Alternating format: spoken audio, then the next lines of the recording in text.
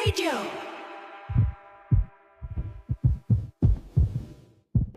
Ako si Joanna. Ang kwento ko ay kwento ng bawat anak na nangangarap na tuparin ang pangarap ng kanilang mga magulang. Lumaki ako sa isang liblib na probinsya kung saan ay ang tanging paraan lang para makaahon ng mga tao sa hirap ay ang mangibang bansa. At dahil ang sekundaryang paaralan doon ay sobrang layo, kaya mas pinili na lang naming tapusin ang elementary. Para sa amin ay sapat na yon, kailangan lang namang matutong magsulat at magbasa para makapag-ayos kami ng mga kailangan naming papeles para mangibang bansa.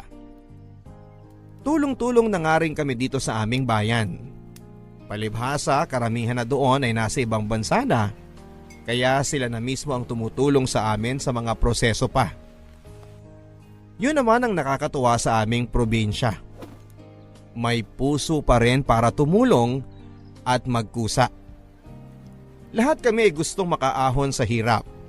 Sawa na kaming kumain ng mga napupulot naming kamote sa likuran ng mga bahay namin. Pagod na rin kaming kumain ng lugaw na mas marami pa ang tubig kesa sa kanin. At kahit luya ay hindi naman magawan lagyan dahil nanghihinayang kami sa 5 pisong ipangbibili dito. Kaya tanging asin lang ang pwede naming ipanglasa.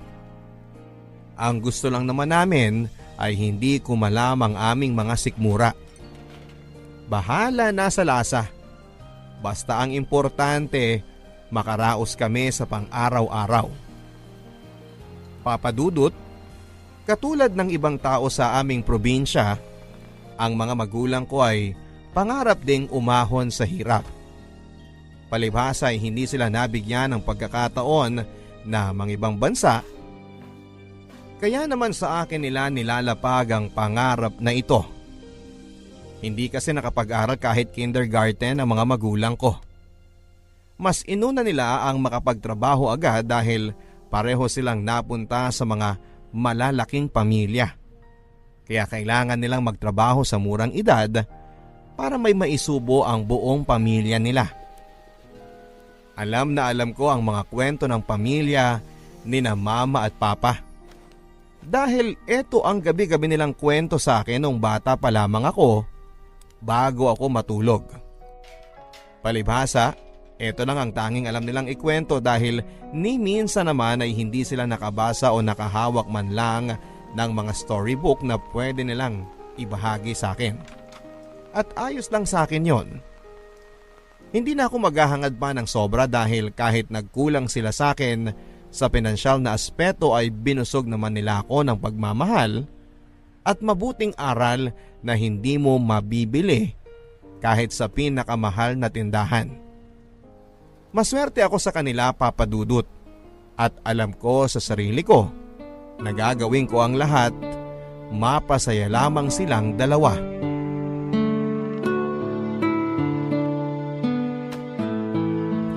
Happy birthday, anak! Happy birthday po yun, Nay. Naku, pasensya na, Joanna, ha? Yung kasi naririnig ko dyan sa radyo ni Namiling eh. Ayos lang yun, Nay. Ito naman. Saka ang hina kaya ng radyo ni Naaling Miling kaya siguro ganun ang pagkakarinig nyo, hindi ba? Ikaw naman, pinapagaan mo pa ang loob ko. Mali naman talaga. Ay, sana man lang nakapag-aral man lang ako kahit grade 1. Siguro alam ko banggitin ang mga salitang yan. Di na kailangan, Nay. Minsan lang naman sa isang taon ng birthday ko, kaya wag nyo nang masyadong alalahanin yun. Ang nanay talaga. Kahit na. Minsan na nga lang hindi ko pa maitama. Pinagtalunan pa namin yan ng tatay mo kanina kung paano yan babanggitin. Sabi niya, happy birthday. Sabi ko, happy birthday. Ay nako, pareho pala kaming mali. Ay anak, halika. Halika dito, dali. Dito sa kwarto. May regalo kami para sa'yo. Hala, ang nanay nag-abala pa. Sana'y inipon nyo na lang ni tatay yan para sa araw-araw natin. Matagal naman itong inipon. Wala ka pa sa mundo, nag-ipon na talaga kami. Ngayon lang lumaki na dahil naibenta na namin ang 3 kambing natin. Nay, pinenta nyo yung mga kambing natin? Ayaw ko nga sana pero mapilit ang tatay mo eh. Gusto niya maihabol sa kaarawan mo ang iaabot namin. Kaya ayun, hinatid niya ngayon ang kambing dun sa bumili. Mabait naman yung nakausap namin ng tatay mo. Napakiusapan nga namin na magbayad mo na bago ibigay yung mga kambing eh. Pero Nay, magagamit pa natin ang mga kambing na yon. Buntis pa naman nung isa. Nakunan nga nung nakaraan yun eh. Hindi lang namin nasabi sa'yo ng tatay mo noon. Kaya sabi namin mas maganda iba na lang ang mag-alaga para masigurong hindi na ulit yun makukunan. Tsaka kung sa atin lang yun, alam mo namang wala tayong maibibigay na sustansya sa kanila. Maganda na rin yun anak. Pero Nay... Wala nang pero. O eto, halika dali. Buksan mo itong sobre. Nay! Yan lahat ng naipon namin ng tatay mo. Mas malaki pa sana yan kung hindi lang namin paminsan-minsan nagagalaw, lalo na kapag may matindi tayong pangangailangan. Pagdamutan mo na yan anak ha? Nay, sobrang laki naman ito. May papagawa na natin ang kubo natin nito at makakabili tayo ng mga manok na pwede nating... Ibang bansa mo yan anak. Ibang bansa? Oo. Hindi ba usapan na natin yun dati? Na kapag nagbente ka na, may ibang bansa ka na. Kung sakaling kulang pa yan, pwede ko namang isanla ang lupa natin. Hihintayin ko lang ang tatay mo para mapag-usapan namin. Nay, hindi nyo na kailangan gawin yan. Bakit malungkot ka dyan? Iniisip ko pa lang na malalayo ako sa inyo, nalulungkot na ako. Huwag mo kaming intindihin anak. Konting sakripisyo lang ang pagkalayo natin para sa magandang kinabukasan na naghihintay sa'yo sa ibang bansa. Hindi naman namin yung kayang ibigay sa'yo ng tatay mo eh. Binigay niyo po ang lahat ng meron kayo sa akin, Nay. Sobra-sobra pa po. Kasi mahal ka namin. Kaya namin ginagawa yan. Kaya bukas na bukas din ha, sasamahan kitang ayusin ang mga kailangan mo para sa pangingibang bansa mo. Nay, may gagawin pa ako bukas. Maglilinis pa ako ng bakod ni na Aling Ana, diba? Tapos maglalaba pa ako sa kanila. Oo nga pala. Sige na anak, kung kailan ka na lang pwede. Ayun na siguro ang tatay mo. Baka dala-dala na rin niya yung nahuli niyang tilapia na iihawin natin ngayon.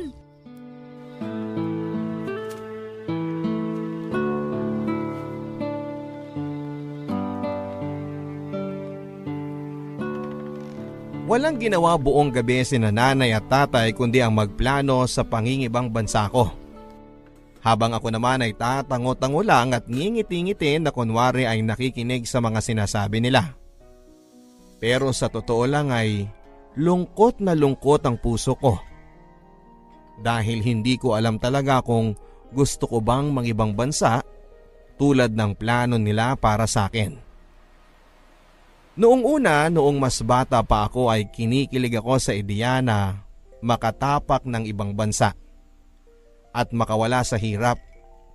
Pero noong tumagal, parang nasarapan na akong tumira sa Pilipinas kasama ang mga magulang ko. Lalo na't tumatanda na sila. Papadudot, ayokong dumating yung panahon na wala ako sa piling nila at hindi ako makauwi pag pumanaw na sila. Iniisip ko pa lang yun ay natatakot na ako. Pero paano na yan? Hawak ko na ang perang inipon nila ng matagal para lang makapag-ibang bansa na ako. Naisip ko na baka naman pwede pa. Baka pwedeng wag matakot na subukang mag-ibang bansa.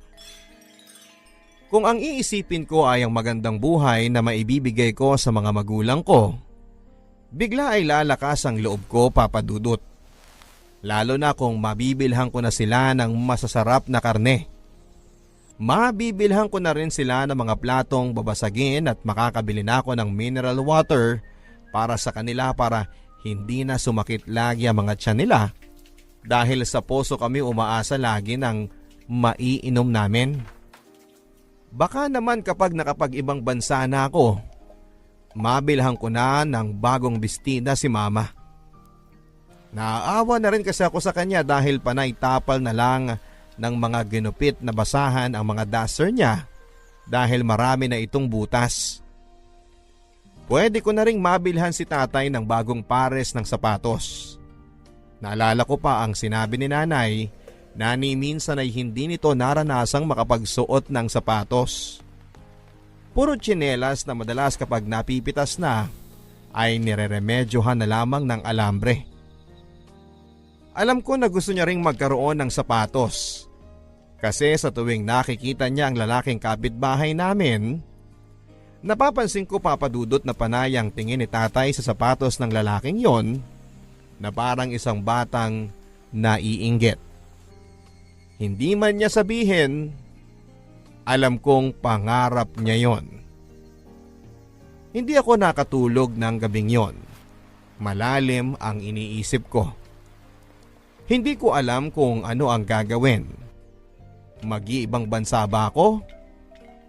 Iiwan ko na sina nanay at tatay? Sa totoo lang ay meron pang isang dahilan kung bakit ako alanganin na umalis ng bansa. Ito ay si Jerwin. Si Jerwin ang aking boyfriend. Isang taon na kaming magkarelasyon pero lihim ang lahat. Sa kabilang bayan siya at doon ko nakilala noong minsang nagkatulong ako doon ng anihan. Tagalinis ito ng bahay ng baboy ng pinangkakatulungan ko. Mula noon ay nagkamabutihan kami. Nagkikita kami paminsan-minsan kapag nagpupunta ako ng bayan. Ang sabi ko sa kanya ay huwag siyang pupunta sa amin dahil maliit lang ang aming lugar. Panigurado kasi na makakarating kina nanay ang balitang may karelasyon ako. Hindi naman po sinasabi ni nanay na bawal akong makipagrelasyon. Ako lang naman ang may gustong wag itong ipaalam sa kanila kasi nga ayaw kong isipin nila na imbes na makatulong ako mas inuuna ko pa ang maglandi. Pumayag naman si Jerwin sa aming setup. Hindi naman siya nagpupumilit na makilala ang mga magulang ko. Sabi nga rin niya, saka na lang daw namin kikilalanin ang mga magulang ng bawat isa kapag pareho na kaming handa. Mabuti na lang at ganun siyang mag-isip. Hindi ko natuloy ito problema. Papadudot, ang planong sabay naming mag-iibang bansa ay hindi na nangyari. Dahil pagkabigay ko kay Jerwin ng pera ay tumakas ito. Kinausap ko ang pigiri kung saan ito nagtatrabaho at sinabing nag-resign ito. Hindi nila alam kung nasaan siya. Ilang araw akong pabalik-balik sa lugar nila para makibalita at nalaman kong pumunta ito sa pinagsanglaan niya ng anak niyang babae. Tinubos nito ang anak niya gamit ang perang inabot ko sa kanya at ang natira ay ginamit nila ng asawa niya para magpakalayo-layo. Habang nasa jeep ako ay nanginginig ang katawan ko. Pinipigilan ko ang umiyak. Paano na ito? Paano ko mababawi ang perang pinagkatiwala sa akin ni nanay? Paano kapag nalaman nila? Dapat ko bang sabihin? O gumawa na lamang ako ng paraan? Bakit ba kasi ako nagtiwala kay Jerwin? Bakit siya pa ang minahal ko? Bakit niya ako niloko? May pamilya na ito at tinangay pa niya ang perang bigay ng mga magulang ko. Higit sa lahat ay mas nangibabaw ang hiya ko sa mga magulang ko na buong buhay ay nagpakahirap para makaipon ng ganong halaga. Tapos isang araw, nang napunta na sa palad ko yon ay bigla na lamang itong mawawala. Maling-mali na nagtiwala ako dahil sa pagmamahal. Alam kong hindi ko na makikita pa si Jerwin dahil siguradong magtatago na ito at iiwas na sa akin. Ipagdarasal ko na lamang siya at sana nga ay masaya na siya sa ginawa niya sa akin.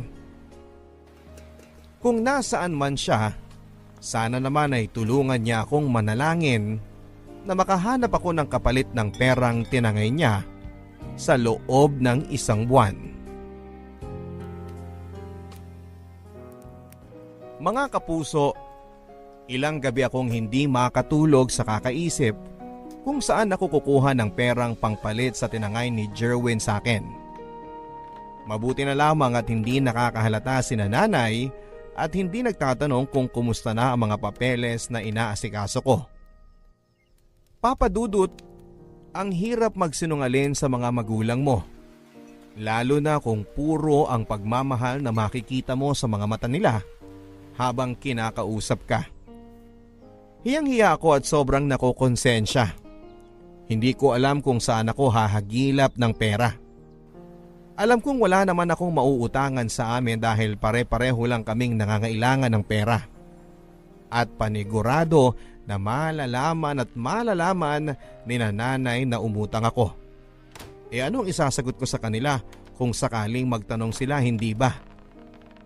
Kapag naiiyak na ako ay lalabas na lamang ako ng bahay at sinasabing mag-iigib ako para sa kapitbahay.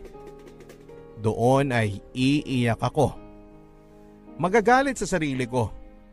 Bakit ang tanga-tanga ko? Hindi biro ang perang nawala sa akin.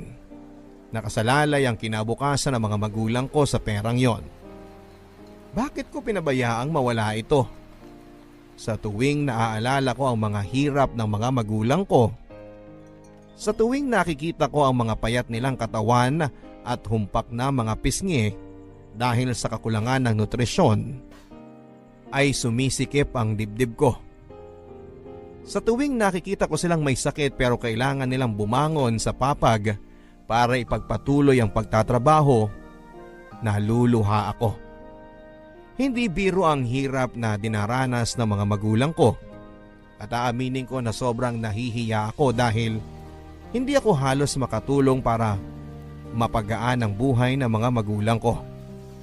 Minsan na nila akong binigyan ng pagkakataon para makatulong sa kanila pero heto, sinira ko pa. Hindi ko na alam kung paano sila haharapin at hindi ko alam kung paano ko sasabihin ang lahat sa kanila. Hindi ko ata kayang makita na masaktan sila sa mga nangyari. Ayoko na silang makitang nasasaktan dahil higit akong nasasaktan. Asa na yung mga pangako ko na balang araw, sila naman ang iaahon ko sa hirap. Nay, asan po ang tatay? Andun kay Ninong Pedro mo, umutang ng 1,000. O bakit kailangan pang mangutang? Kasi Kasi ano po? Kasi gusto kanyang bilhan ng bagong damit at sandalyas. Nay, wag na po. Diyos ko, utang pa talaga kayo. Hindi ko yun kailangan. Yun din ang sabi ko sa tatay mo pero siya ang nagpupumilit. Sabi niya gusto niya na magmukha kang presentable kapag pupunta ka na sa airport. Ayaw naman niyang magmukha ka raw kaawa-awa doon. Nay naman, paano naman ako magmumukhang kawawa? Malinis naman ang mga damit ko Pero kasi lahat ay kupas na at napagliitan mo na. Nay, hindi na yun kailangan. Alam mo anak, minsan lang naman yun. Ibubuhusan namin sa'yo ang lahat bago ka umalis.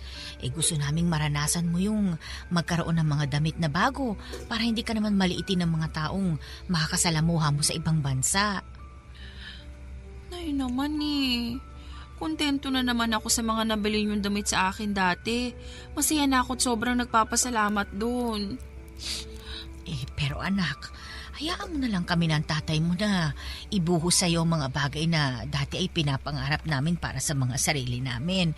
Yun na lang naman ang magpapasaya sa amin. Huwag mo nang pigilan. Nay, nahihiya na ako sa inyo. Justin, bata ito. Hindi mo kailangan mahiya. Responsibilidad naming ibigay sa iyo ang lahat ng kailangan at ang mga bagay na magpapasaya sa iyo. Nay, may sasabihin po ako sa inyo.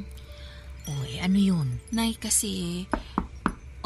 mukhang tatay mo na yan Mamaya mo na lang sabihin ang gusto mong sabihin ha. Kumain muna tayo at tsak na gutom na ang tatay mo. Hindi na bali po, Nay. Sigurado ka? Opo.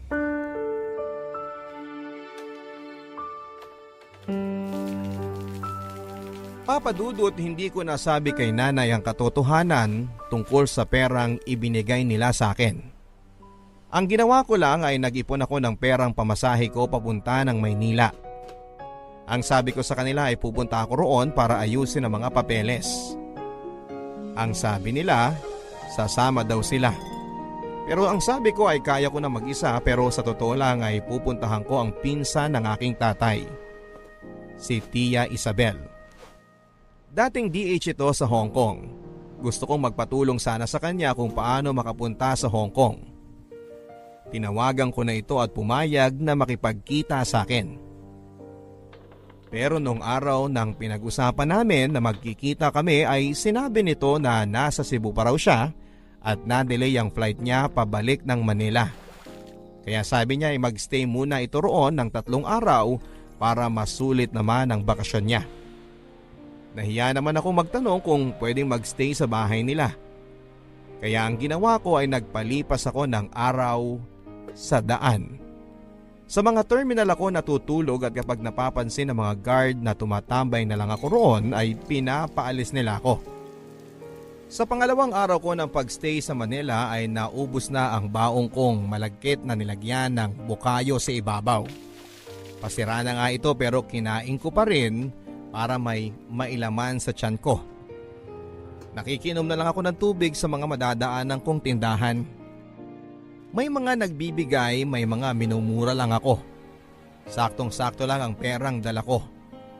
Ang natitira na lang sa akin ay pamasahe pauwi kapag nakausap ko na ang tiyahin ko.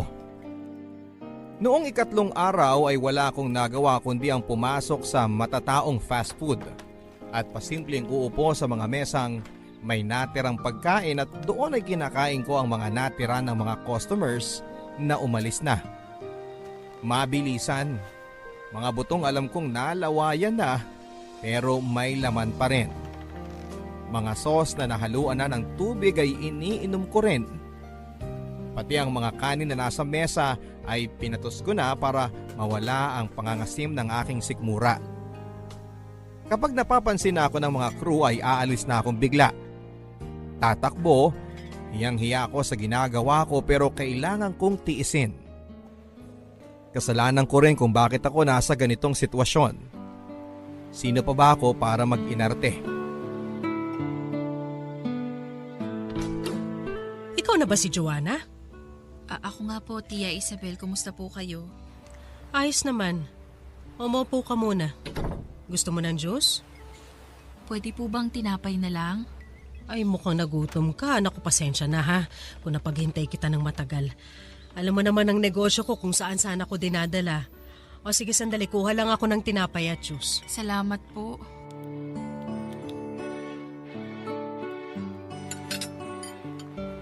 Alam mo, matagal-tagal na akong walang balita sa inyo eh. Kaya nagulat na lang ako na bigla ka na lang nagparamdam. Sabi mo gusto mong pumunta ng HK? Ba sigurado ka na ba doon? O, eto na ang pagkain. Salamat po, Tia. Opo, gusto ko sana mga ibang bansa kahit saan po, kahit anong trabaho. Magkano ba ang pera mo dyan? Wala po. Paano ka mangingibang bansa kung wala ka namang pera? Naloko po kasi ako ng boyfriend ko sa probinsya at tinangay ang perang pinag-ipunan ni nanay at tatay. Pero wag niyo pong sabihin ito sa kanila. Di nila ito alam kaya kung pwede sana po matulungan ninyo ako. Magbabayad naman po ako. Kung mapapahiram na pera, hindi kita matutulungan dyan. Kakasimula ako lang din ng negosyo kaya mahirap maglabas ng pera ng basta-basta. Lalo na kung ipapautang lang ito. Lagyan nyo ng interes, ayos lang po sa akin. Pero hindi ganun kadali magbayad, iha. Lalo na't magsisimula ka pa lang. Pero ganito na lang, may naisip ako. Ano po yun? Payag ka ba maging katulong ko muna dito? Katulong? Oo. Huwag ka mag-alala, babayaran naman kita. Yung pera makukuha mo sa akin kada buwan, pwede mong ipadala sa probinsya nyo. Pero gusto po na magulang ko namang ibang bansa ako. Magpapanggap kang nasa ibang bansa ka na. Tutulungan kita magsinungaling sa kanila. Papalabasin nating isa kang DH. May experience ako dyan kaya hindi ka nila mauhuli. 1 taon lang, pagkatapos nun, papautangin na kita ng pera pang ibang bansa mo at ako pa mismong tutulong sa'yo. Talaga po? Oo naman. Sino ba naman ang magtutulungan kundi tayo na lang na magkakadugo, di ba? Hayaan mo, hindi ka mauhuli ng mga magulang mo. Tutulungan kita dyan. Salamat po, Tia. Naku, mukhang ginutom ka sa pag-uusap natin. Hala, sige, kumain ka muna dyan at magbibihis lang ako at saka tayo mag-usap.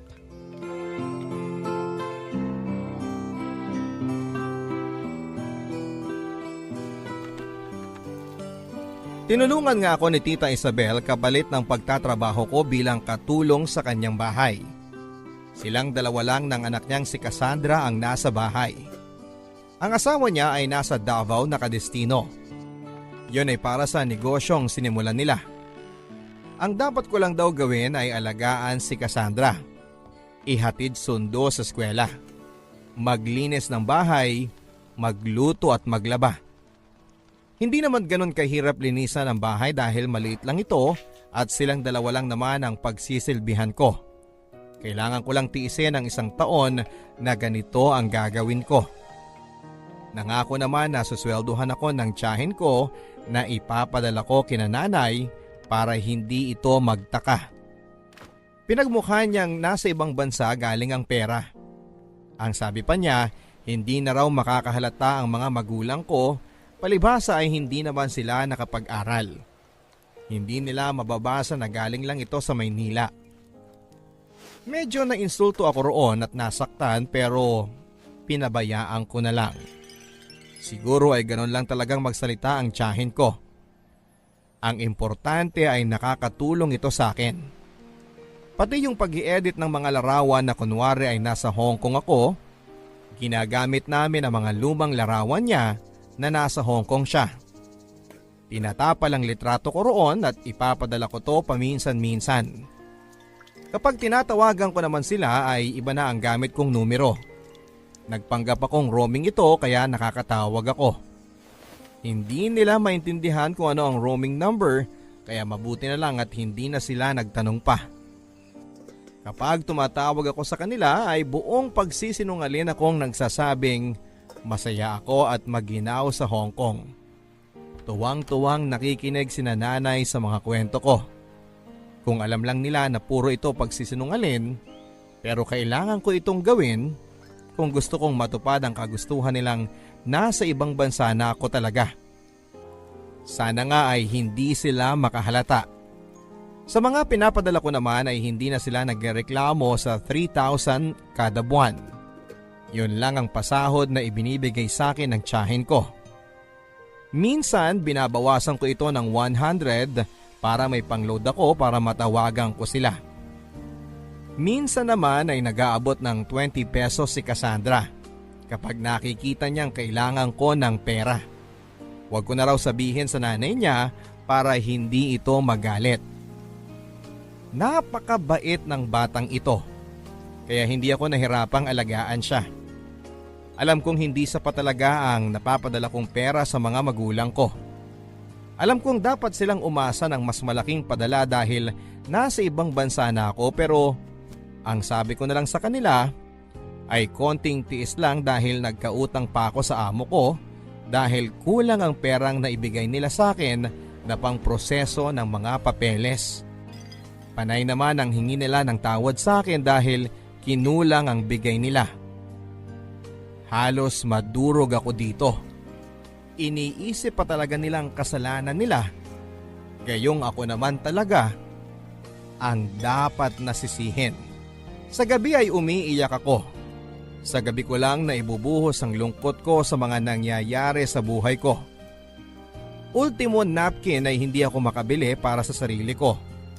Para lang hindi mabawasan ng malaki ang naipapadala ko sa mga magulang ko. Tanging panyo na lamang ang ginagamit ko at basahang ibinigay sa akin ng tiyahin ko. Nilalabhang ko lang ito para magamit ulit. Gabi-gabi rin ang panalangin ko na sana ay hindi ako magkasakit dahil hindi ko alam kung saan ako kukuha ng gamot. Nahihiya naman ako magsabi kay Tia Isabel dahil alam kong kailangan din niya ng pera. Madalas nga ay mainit ang ulo nito dahil sa negosyo nila. Kaya ayoko nang dumagdag pa. Nagpapasalamat na lang ako talaga na pinatuloy niya ako sa bahay nila at binibigyan ng sahod dahil kung wala siya, hindi ko alam kung paano makakatulong sa mga magulang ko.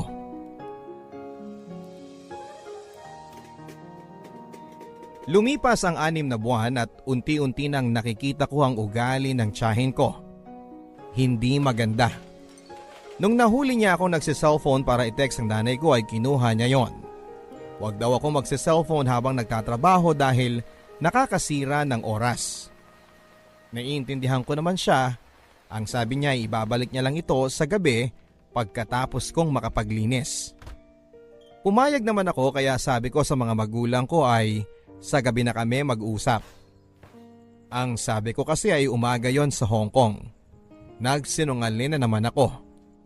Ang sabi ko ay doon lang ako pinapayagang gumamit ng cellphone bago magtrabaho at nauunawaan naman nila.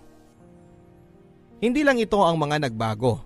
Dati ay 2 beses akong kumain sa isang araw, isa sa tanghali at isa sa gabi. Ngayon ay naging 1 beses na lamang at tuwing tanghali lang.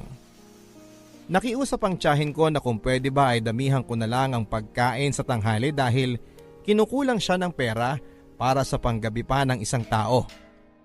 Nauunawaan ko siya. Kaya binubusog ko na lang ang sarili ko sa tanghalian.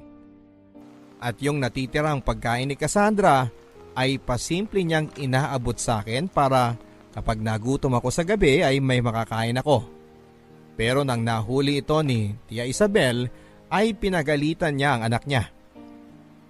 Hindi ko na hinayaang maulit pa ito. Naawa naman ako sa pinsang kong ito. Ang sabi ko sa kanya ay ayos lang ako. Hindi naman ako gutumin. Pero hindi yun totoo. Gutumin akong tao dahil siguro dumami na ang trabaho ko sa bahay. Kulang na lang ay maging karpentero nila ako. Kaya naman kapag ginugutom ako sa gabi, yung mga natitirang pagkain sa plato nila ay pasimple kong kinakain sa lababo. Hindi naman nakakahalata si Tia Isabel kaya gano'n na lang ang ginagawa ko. Marami pang ibang pagbabago bukod dito. Ayaw na rin ni Tia Isabel na sumabay akong kumain sa kanila sa hapagkainan. Dahil nagiging makwento raw si Cassandra kapag kasabay ako at nakakalimutan ng kumain ng maayos. Pero naisip ko, hindi ko naman nakakasabay si Cassandra ang kumain sa tanghali dahil sa school siya kumakain. Tumango na lamang ako. Ang sabi niya ay sa kwarto na lang daw ako kumain. Pumayag naman ako, Papa Dudut.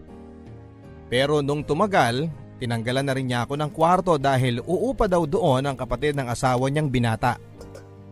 Kaya naman napilitan akong matulog sa kusina kung saan ay malapit sa lababo. Tanging karton, isang unan at tuwalya lamang ang kumot ko para ipanglaban sa mga lamok. Maaga din akong kailangang gumising dahil maagang gumigising si Tia Isabel. Ayaw niyang nadadatnan akong nakahilata pa ng 5:00 ng umaga sa kusina. Ginawa ko yon. Lahat ng gusto niya ay tango lang ang sagot ko.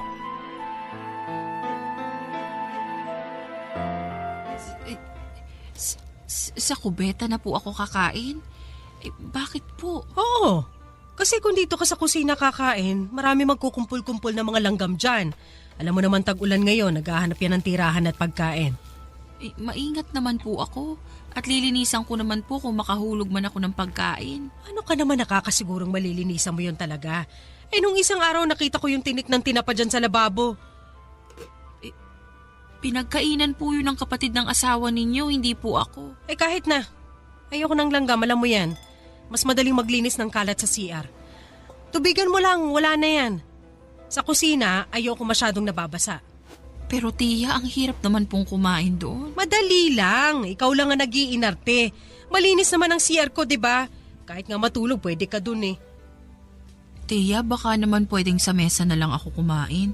Kahit pagkatapos nyo na lang po kumain ng tanghalian. Pangako lilinisan ko po. Diba napag-usapan na natin to? Ayoko nakakasabay mo si Cassandra dahil dumadaldal siya. Wala naman po siya sa tanghali eh. Sumasagot ka pa talaga? Basta ayokong kumakain ka sa hapagkainan. Hindi ko alam kung anong dumi ang nasasagap mo sa paglilinis. Hindi kami pwede magkasakit na mag-ina, lalo na ako. Ang dami kong dapat asikasuhin sa negosyo, alam mo yan. Pasensya na po. Alam mo, kung mag-iinarte ka, mas maganda ata na pauwi na lang kita sa probinsya nyo at sabihin ko na lang sa mga magulang mong totoo. Gusto mo ba yon? Gusto mo bang durugin mo pa ang pag-asa nila sa puso nila? Na maiaahon mo sila sa hirap? Huwag po, Tia. Pasensya na po. Doon na lang ako sa CR kakain. Mabuti naman.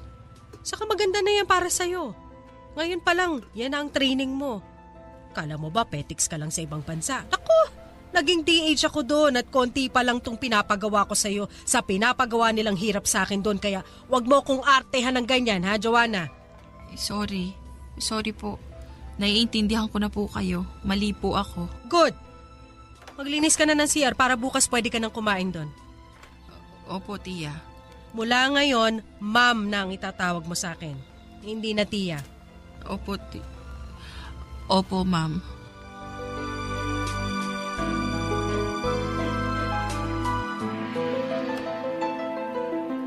Lumala ng lumala ang trato ni Tia Isabel sa akin. Hindi ko nararamdamang kadugo ko siya. Pinaparamdam niya sa akin na katulong niya ako. Hindi ko na alam kung paanong makakatakas sa sitwasyon ko, gipit na ako. Hindi ko naisip na ganito kasama ang magiging turing sa akin mismo ng aking kadugo. Nung minsan, nung hindi pa ako nakakabangon saktong alas 5 ay binuhusan ako ng malamig na tubig. Nagulat ako at pinagmumura niya ako. Bakit daw ang kupad ko? Panay naman ang hingi ko ng tawad. Nagsimula na akong maglinis. Ang mga nabasang karton, unan at tuwalya ko ay sinampay ko sa labas matapos umalis ni Tia Isabel. Sa tuwing namamalengke naman ako ay hindi niya ako binibigyan ng pamasahe. Naglalakad ako ng mahigit 40 minutes para makarating sa palengke na lubhang malayong malayo sa bahay. Exercise ko na lang daw para hindi ako lampa. Sobrang hirap, Papa Dudut. Wala akong magawa kundi ang pumayag sa mga gusto niya dahil kung susuko ako ay isusumbong niya ako kina nanay. Tiniis ko pa. Dahil kailangan kong makapagpadala kina nanay. Bibihira ko na rin nakakausap si nanay dahil maraming gabi na hindi ibinibigay sa akin ng Tia Isabel ko ang sipi ko at sinasabing itulog ko na lang daw para may lakas akong magtrabaho kinabukasan. Kaya sa tuwing nakakapag-usap kami ni nanay ay sobrang nananabik ako. Sila na rin ang nagpapaload sa akin dahil ang sabi ko malayo ang pagpaloadan dito. Naiintindihan naman nila.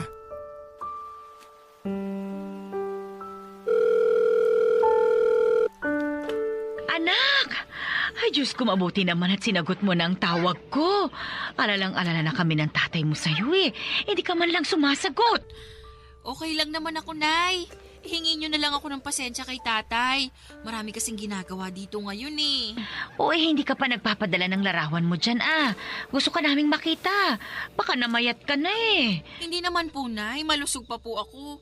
Tumaba na. Ang dami kasing pagkain nitong amo ko dito sa akin pinapaubos.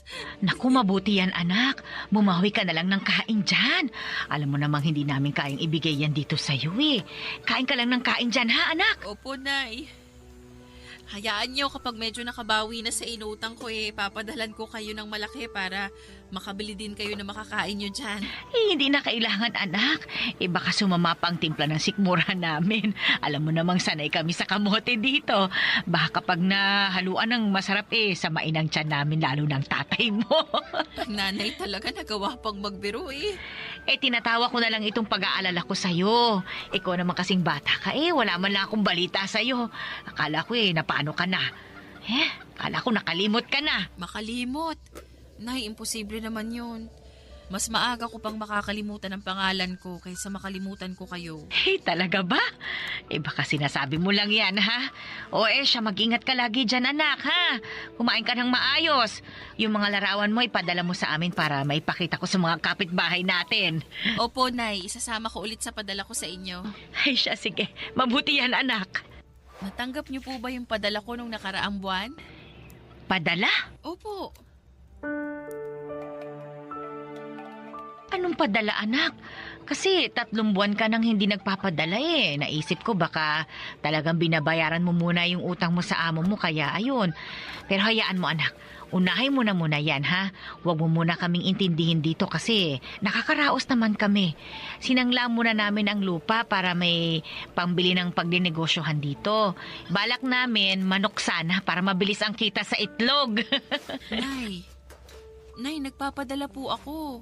Yung amo ko po ang nagpapadala kasi hindi ko po alam kung paano magpadala dito Ay, ganun ba? Wala naman kaming natanggap. Ipagtatanong ko dito, saan ka ba nagpadala? Magpapatulong ako sa kapitbahay natin, ha? Wag. Nay, wag nyo na pong tanungin sa kanila. Baka naipit lang po sa pinagpadalahan ng amo ko. Ako na po mismo ang titingin. Wag nyo na pong tanungin dyan, Nay. Aba, sigurado ka ba? Kasi sa amin, anak, ayos lang naman kahit huwag ka muna magpadala. Kasi may sapat pa naman kaming pera dito. Unahin mo muna ang sarili mo dyan, ha? Bumili ka ng kailangan mo. Vitamina, ganun. Para lumakas ka. Bumili ka ng sandalyas mo para naman maganda ka kapag namamasyal ka dyan. Pasensya na talaga, Nay, ha? Kasalanan ko ito, eh. Ay, ano bang kasalanan mo? Wala ka namang ginawa. Nagsakripisyo ka nga para sa amin ng tatay mo. Huwag mo intindihin yun. Kausapin mo na lang ang amo mo, ha? At baka nagkaroon nga lang ng problema. Opo, Nay. O siya anak, sige na. Aasikasuhin ko muna yung inahing manok ko dito. Nag-iingay na naman. Basta mag-ingat ka lagi dyan, ha? At tumawag ka lang kapag may oras ka. Kung wala naman, ayos lang din. Nauunawaan ka namin, anak. Opo, Nanay. Salamat po. At tatandaan mo, ha? Mahal na mahal ka namin ng tatay mo. Mahal na mahal ko po kayo, Nay. Makakabawi rin ako sa inyo.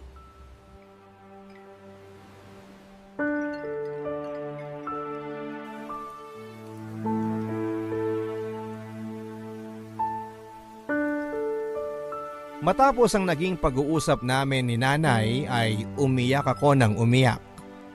Pinagmasdan ko ang aking sarili sa salamin. Ako? Malusog? Hindi ako malusog. Ilang sakit na ang pinagdaanan ko dahil hindi ako maayos na nakakakain at nakakatulog. Sa bahay ng tiyahin ko ay parang kasalanan ng magpahinga at tumanggap ng biyaya. Pinahid ko ang luha ko sa likuran ng aking palad. Kailangan kong maging matatag para sa mga magulang ko. Hinawakan ko ang pisngi ko na may pasa. Normal na ito para sa akin. Araw-araw ay nagkakapasa ako dahil sa pananakit ng tiyahin ko. Sa tuwing mainit ang ulo nito ay sa akin niya binabaling. May mga oras pa nga papadudot na naglilinis ako ng CR ay bigla na lang niya akong tatadyakan at mapapasubsob ako sa kubeta. Hindi ko alam at bakit niya yon ginagawa. Basta hindi na lang ako umiimik. Ayaw niya ring nakikitang umiiyak ako sa tuwing sinasaktan niya ako. Sa tuwing nakikita niyang paluhana ang mga mata ko, ay bigla ako nitong sasampalin para hindi daw tumuloy ang luha ko sa pagbagsak. Ang dami kong inindang sakit pero lahat ay kinakaya ko. Lalo na kapag naiisip ko ang mga magulang ko. Naghilamos ako noon para mawala ang mugto ng mga mata ko. Tinignan ko ang orasan. Mag-aalas 3 na ng hapon. Pumasok na ako sa kwarto ng tiyahin ko at nilagay doon ang cellphone ko. Tinakas ko lang talaga yon dahil hindi ko na mahintay pa na makausap ang aking nanay. Gusto ko lang marinig ang boses nila para kahit papaano ay lumakas-lakas naman ako. Sinamsam ko ang mga sampay nang makita kong makulimlim na. Mag-isa ko lang noon sa bahay. Mamayang alas 5 ay susunduin ko na si Cassandra. Nang masamsam ko na ang mga sampay ay dumating na ang tiyahin ko. Nakangiti ito. Mukhang maayos ang naging takbo ng negosyo niya. Kaya naman kinuha ko na ang opportunity na ito para makausap siya tungkol sa sahod ko na ilang buwan na raw na hindi natatanggap ng mga magulang ko. Pero mukhang nagkamali ako ng atake dahil nang sinabi ko yon ay bigla na lang ako nitong sinabunutan. Sino raw ba ako para pagdudahan niya? Bakit naman daw niya hindi ipapadala ang sahod ko? Sinampal ako nito, pinagmumura. Ang sabi ko ay kunin ko ang patunay na pinadala nga niya. Napalunok pa ito bago sumagot. Tinapon na raw niya matagal na. Ayaw daw kasi niya ng kalat. Hindi ko alam pero hindi ako naniwala sa kanya. Sa halos 1 taong ko siyang nakasama, alam ko na kung gaano ito kasama. Alam kong hindi ito nagsasabi ng katotohanan.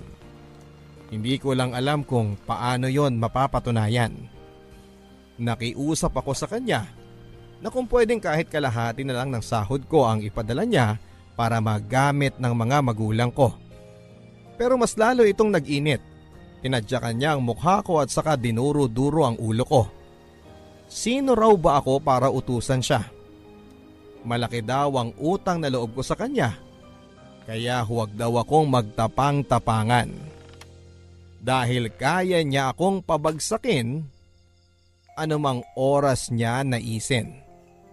Hindi na ako umimik noon para hindi na niya ako saktan. Tumayo na lamang ako sa pagkakasalampa ko sa sahig. Itutuloy ko na lang ang pagtutupi ng mga damit para wala na itong masabi. Pinabayaan naman niya ako at pumasok ito sa kwarto. Nang sumapit ang 4:30 ay nagmamadali kong tinapos ang huling 2 damit na tinitiklop ko.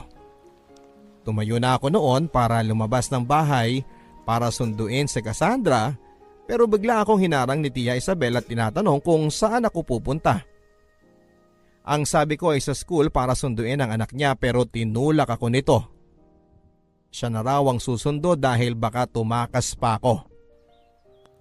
Ang sabi ko sa kanya ay hindi ko naman naisip na gawin yon. Pero dinuraan niya ako sa mukha at sinabing wala siyang tiwala sa akin. Lumabas ito at saka nilak ang pinto mula sa labas. Gumawa siya ng paraan para maisara lahat ng pwede kong daanan. Siniguro niyang hindi ako makakatakas sa kanya. Kinalampag ko ng kinalampag ang mga pinto at bintana habang tinatawag ang kanyang pangalan. Pero para itong bingi na hindi pinapansin ang aking sinasabi. Umiyak ako at nanginginig na umupo sa may sahig. Para akong hayop na kinulong niya.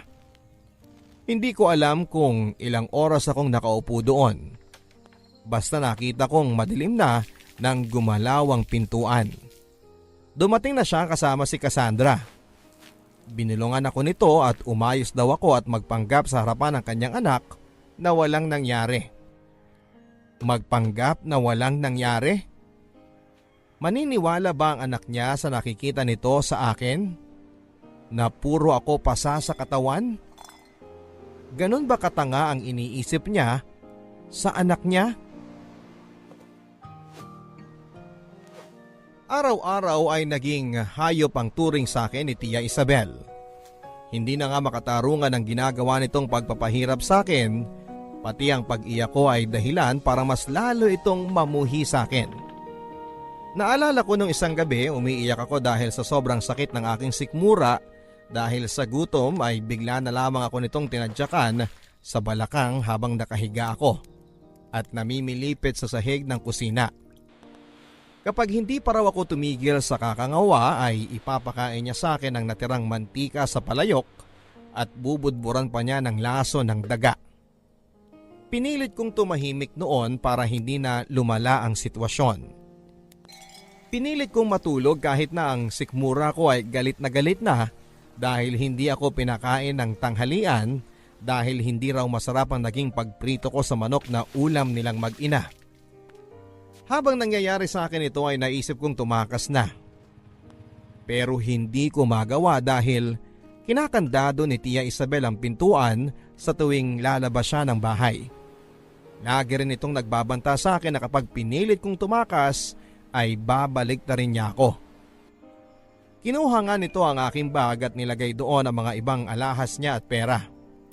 Tinago niya kung saan para kung sakaling tumakas ako ay eto na ang gagawin niyang paraan para madiin ako. Napakahayop niya. Kadugo ko siya pero kung ituring niya ako ay akala mo'y napulot lang ako na tuta sa kalye na kaya niyang paikot-ikutin sa kanyang mga daliri. Nung minsang hindi ko na kinaya ang kanyang ginagawa sa akin ay sinubukan kong pumasok sa kanyang kwarto. Naiwan nito ang susi ng kwarto niya nang minsang nagmamadali itong pumunta sa school ni Cassandra. Nahanap ko yon sa ilalim ng kanyang kama. Deadbat pa ito kaya kailangan ko munang i-charge ng 5 minuto. Umaasa ako na pwede pa ang huling load na meron nito. Saka paniguradong meron at merong load yon dahil ang sabi ni nanay, sila na muna ang bahalang magpapaload sa akin kapag hindi ako nakakatawag sa kanila. Baka naman meron. Nang magbukas na ang cellphone ay agad kong kinontak ang aking ina. Ilang beses na nagring. Nanginginig ako noon.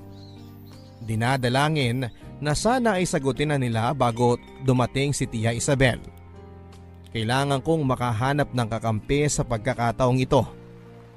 Pero hindi nasagot ang tawag ko. Nang tapusin ko na ang tawag, ay nagmamadali akong i-off ang cellphone. Pero nang akmang ibabalik ko na ito sa ilalim ng kama ni Tia Isabel, ay nahuli naman ako ng kapatid ng asawa niyang si Kuya George. Mas matanda lang ito ng 5 taon sa akin.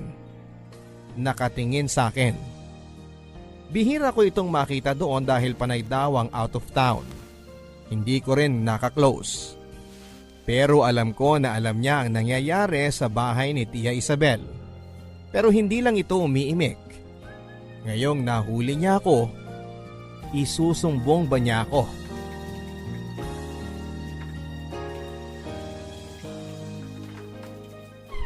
Anong ginagawa mo dyan? Nililinis ko lang. Inaayos ko yung kama ni Ma'am Isabel. Bakit ma'am tawag mo sa kanya tiyahin mo siya, di ba? Yun ang gusto niya eh. May ipag-uutos po ba kayo, sir? George na lang. Kumain ka na ba? May dala akong pansit malabon at malamig na soft drinks dyan. Mukhang hindi ka pa kumakain eh. Hindi pa po. Pwede po bang makahingi ng pagkain? Oo, kaya nga kita inalok, di ba? Hindi ka na. Siguraduhin mo munang maibalik mo sa ayos yung kama ni Ate Isabel bago ka lumabas. Mamaya, pag initin ka na naman niya. Opo.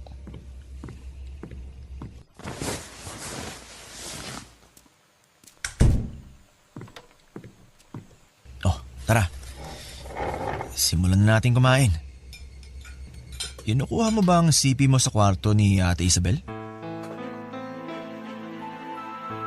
Ay, hindi po. Naglilinis ako talaga. Ay, hindi mo na kailangan magsinungaling. Hindi naman kita isusumbong eh.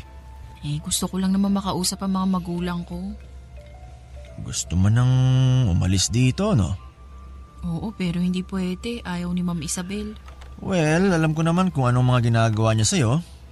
Actually, nasasabi na rin sa akin ni Cassandra yan eh. Naawa rin ako sa'yo. Salamat po, Kuya George. George na lang. George. Ay, okay. Tutulungan kita makatakas dito. Talaga po? Oo. Iayos mo ng ibang gamit mo. Itatakas kita sa Biyernes pagbalik ko ulit dito. Sakto, wala daw si Ate Isabel nun at gabi na ang dating niya. Paano po yun? Nakakandado yung sa labas tuwing aalisin na Tia Isabel. Ano ka ba? May duplicate key ako para dyan. Humingi ako nung nakaraan. Kaya alam ko ng kalagayan mo.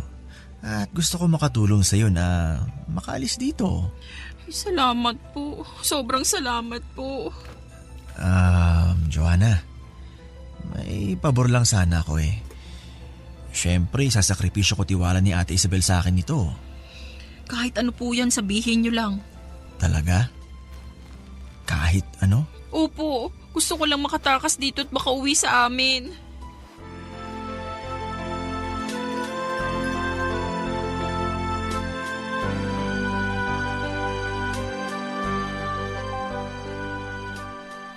Ang pabor na gusto ni George ay may mangyari sa aming dalawa.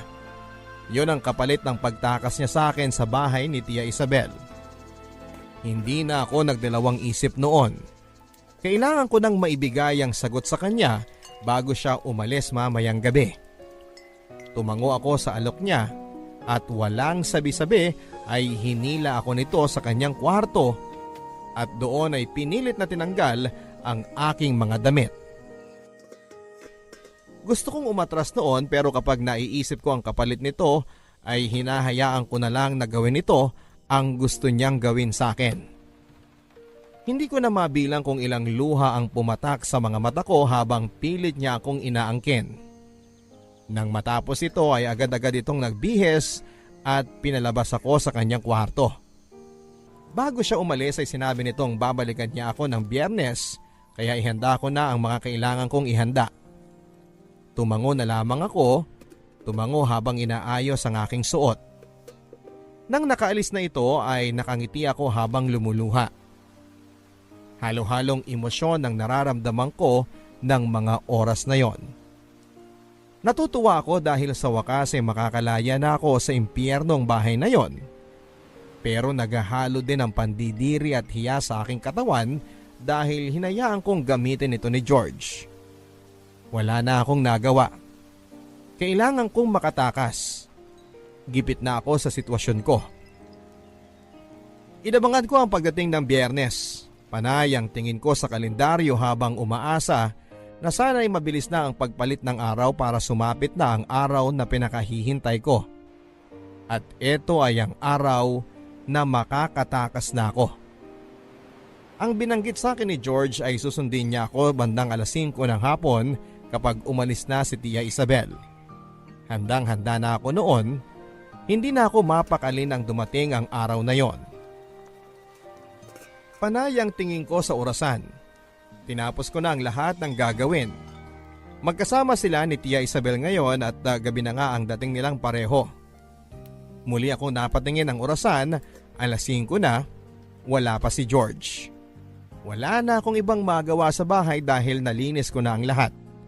Pati ang ulam ni Cassandra ay naluto ko na bago ko umalis. Ayoko namang gutumin ang alaga kong yon dahil kahit papaano ay napamahal na siya sa akin. Sa muli kong pagtingin sa orasan, mag-6 na ng gabi. Nasaan na kaya si George? Sana ay na-traffic lang ito. Tama, traffic lang kasi Biyernes ngayon. Dapat ay hindi ako mangamba. Hindi dapat. Umidlip akong sandali sa papag ng kusina. Nang magising ako ay 7:30 na. Konting-konti na lang at parating na si Tia Isabel. Nasa na ba si George? Nanginginig na ang aking katawan noon at paikot-ikot ako sa kusina. Panay ang tingin ko sa orasan. Panay ang kagat ko sa aking kuko. Darating pa ba siya? Nang walang ano-ano ay biglang bumukas ang pintuan, napangiti ako at dumating na nga si George. Pero agad ding nawala yon nang makita kong nilawan ng pintuang yon si Tia Isabel at si Cassandra. Wala na. Wala na talaga akong pag-asa na makawala pa. 12:00 na ng hating gabi nang matapos ako sa aking trabaho sa bahay ni Tia Isabel. Manhid na manhid ang aking katawan dahil sa pagkakadismaya sa ginawa ni George. Hindi ko na alam kung makakaramdam pa ba ako ng galit dahil matapos nitong gamitin ang katawan ko ay bigla na lamang itong nawala. Akala ko ba ay tutulungan niya ako? Akala ko ba ay itatakas niya ako? Bakit kasi naniwala ako sa kanya? Ang tanga-tanga ko para maniwala sa mga sinasabi niya. Bakit ako pumayag na ipangbayad ang puri ko sa pangako niyang tutulungan ako? Ito ang mga tanong na paulit-ulit na naglalaro sa utak ko habang nakahiga ako sa papag ng kusina. Tuloy-tuloy pa rin ang pagdaloy ng mga luha ko pero pinigilan kong wag humikbi para hindi marinig ni Tia Isabel. Ayoko nang masaktan pa niya. Kotang-kota na ang katawan ko sa sakit na inaabot ko mula sa kanyang mga palad. Pinikit ko na lamang ang aking mga mata at pinilit na pinapatulog ang aking sistema nang makaramdam ako ng isang taong lumapit sa aking kinahihigaan at hinawakan ang aking pisngi.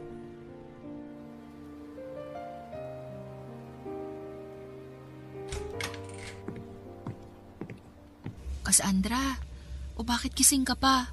May kailangan ka ba? Nagugutom ka? Ay teka sandali at... Ate Joanna, umalis ka na dito. Ha? Anong sinasabi mo dyan? Alam ko naman na pinahihirapan ka ni Mama eh. Naawa ako sa'yo. Wala kasi akong magawa kasi takot din ako kay Mama. Kas, balik ka na sa kwarto mo. Baka mapagalitan pa tayo pareho. Kapag nahuli ka ng mama mo't nakikipag-usap sa akin. Hindi yan. Tulog na yun. Ito oh. Cellphone ko to ah. Bakit nasa iyo? Kinuha ko kanina bago matulog si Mama. Pinasahan ko na yan ng load ha at chinarge ko na rin. Pwede mo na tawagan si nanay mo. Umuwi ka na sa inyo, ate. Kas, bakit mo to ginagawa? Kasi ate, napamahal na ako sa'yo eh.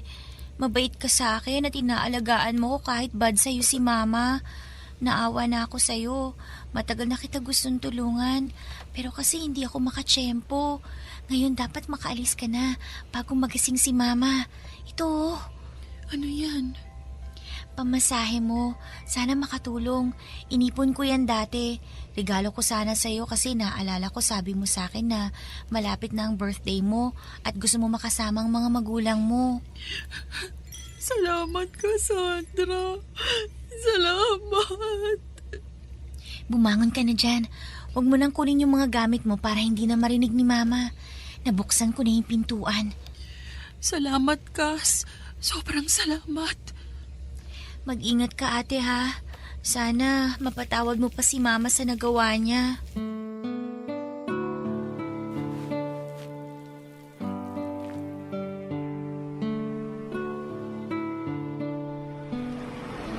Hello, Nay. Nagising ko po ba kayo? Oo, 2:00 na ng madaling araw. May problema ba, anak? Oh, anak. Bakit ka umiiyak? Ano nangyari sa'yo? Uuwi na po ako, Nay.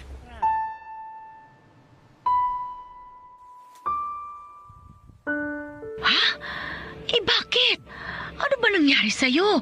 Alalang-alala na kami sa'yo dahil 4 na buwan ka na naming hindi nakakausap. Hindi ko nasagot ang tawag mo nung minsan kasi nagpakain ako ng mga manok.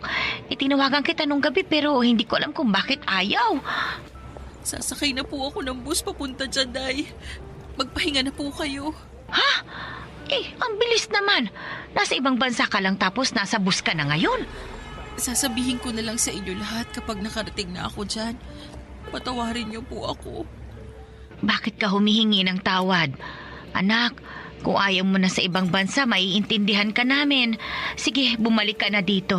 Mahal na mahal ka namin. Mahal na mahal ko rin po kayo, Nay.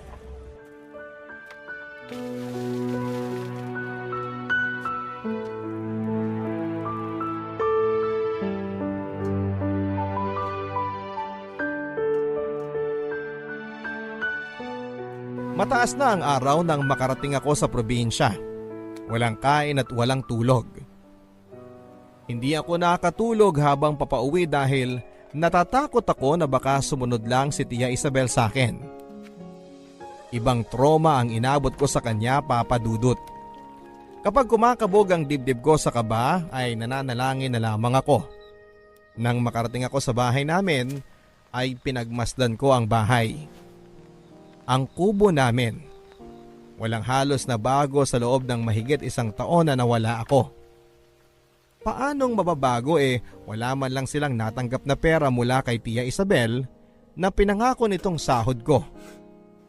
Naiiyak na naman ako nang maalala ko ang dinanas ko sa poder niya. Habang pinagmamasdan ko ang aming bahay ay hindi ko maiwasang balikan ang simula ng mga pangarap ni nanay para sa akin. Mga pangarap na hindi ko nabigyan ng katuparan. At nabaluktot ang daan patungo doon. Nangarap akong minsan na iyahon sila sa kahirapan. Mabilihan ng mga pagkaing masasarap na sa telebisyon at radyo lamang nila nalalaman. Mga damit na bago na pwede nilang gamitin sa tuwing may okasyon o kahit magsisimba lang. Gusto kong mapalitan ang kubo sa bahay ng semento para komportable silang manirahan dito. Pero hanggang pangarap na lang ang lahat. Dahil sa minsang pagkakamali ko. Nasira at nabuwag ang mga yon. Nasira ang mga pangarap at nasira ang pagkatao ko. Nilakasan ko ang aking loob at kumatok. Pinagbuksan ako ni nanay at tatay. Walang kahit na anong salita ang lumabas sa mga bibig namin kundi ang iyak habang mahigpit ang mga yakap. Sinapo ni nanay ang aking mukha at nakita niya ang pasa sa gilid ng aking labi at pamumula ng kaliwa kong mata dahil sa pananapak ni Tia Isabel. Doon ay nakita ko kung paanong umiyak ng umiyak ang aking ina. Pumasok kami sa loob ng bahay. Pinagtimpla ako ng kape ng aking tatay. Hinayaan nilang mainitan ang aking sikmura at hinayaan nila na maging handa ako bago ako magkwento ng buo sa kanila. Nang nahimasmasan ako ay sinabi ko na ang lahat mula sa simula hanggang mapunta ako sa poder ng Tia Isabel ko. Kompleto.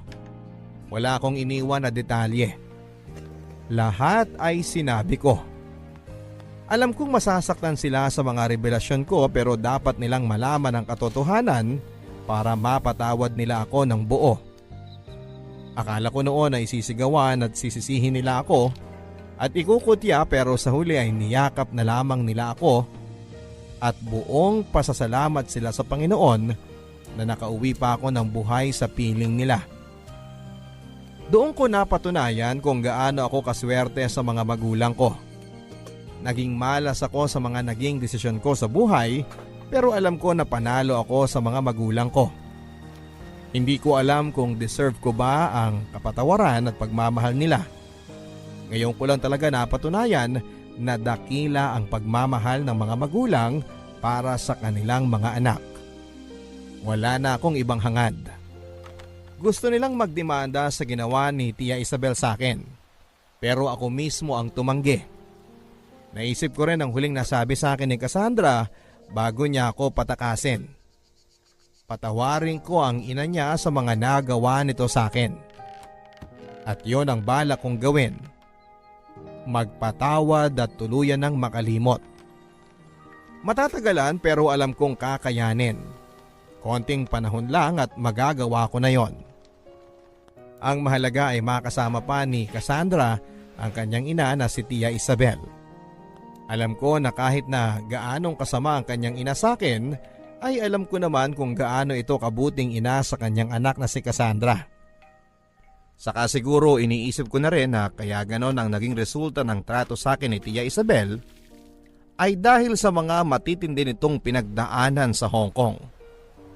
Alam ko ang traumang naramdaman niya kaya siguro sa akin niya pinapasa ang bigat na naranasan niya dahil alam niya na wala siyang ibang paglalabasan nito kundi ang sa akin na lang. Ganon na lang ang iniisip ko para mas mapadali ang pagpapatawad ko sa kanya at sa mga nagawa niya sa akin. Mas madali ang paghihilom ng sugat kapag ganon na lang ang iniisip ko. Hiling ko na sana ay maging payapa na ang kanilang buhay, lalong-lalo na si Cassandra na sa maikling panahon ay pinatunayan sa akin na may mabuti pa ring tao sa mundo. Cassandra, kung nakikinig ka man, maraming salamat at binalik mo ang tiwala ko sa tao. Sa ngayon po ay tumutulong na lamang muna ako kina nanay at kay tatay sa pag-aalaga ng mga manok. Nangangatulong din sa kabilang bayan kung may pagkakataon. Yung usapang pangingibang bansa ay hindi muna namin nilalapag sa mesa. Hahayaan muna naming maghilo muna ang sugat na nangyari sa aming nakaraan bago namin muli itong pag-usapan. Ang mahalaga ngayon, kasama ko ang mga magulang ko. Alam kong hindi rin naging maganda ang loob nila sa mga nangyari at panalangin ko sa araw-araw na mawala yon. Panalangin ko rin na kahit hindi ko natupad ang pangarap nila para sa akin, ay magawa pa rin nilang maging masaya. Pangako ko naman na tutuparin ko pa rin ang mga pangarap nila pero sa ibang paraan na. Ngayon pong nalalapit na po ang Kapaskuhan, plano ko pong i-welcome ang Pasko ng mas maaga para makabawi din ako sa ilang Pasko na wala ako sa bahay. Araw-araw ay gusto kong maging Pasko. Magde-decorate na po kami sa katunayan. Gusto ko pong araw-araw na iparamdam sa mga magulang ko ang pagdiriwang ng Kapaskuhan sa piling nila. At gusto kong mapuno ng respeto at pagmamahal ang loob ng aming tahanan.